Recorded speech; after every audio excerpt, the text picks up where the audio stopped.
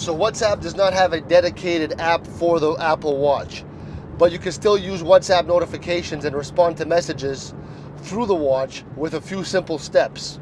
All right, the Apple Watch acts as an extension of your paired iPhone. So to use WhatsApp on your watch, you're going to first need to install WhatsApp on your iPhone if it's not already installed. Once WhatsApp is on your iPhone, you're going to pair it with your Apple Watch, to the phone via Apple Watch app.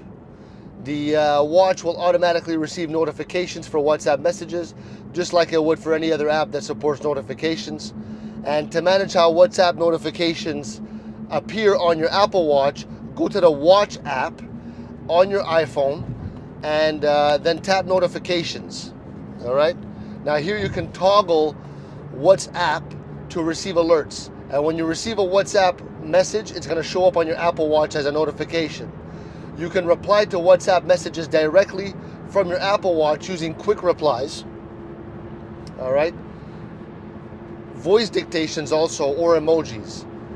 While you won't be able to view full conversations or media files directly on the watch, it's a convenient way to stay in touch with, without needing to pull out your phone. For more advanced features, you're going to still need to use WhatsApp on your iPhone.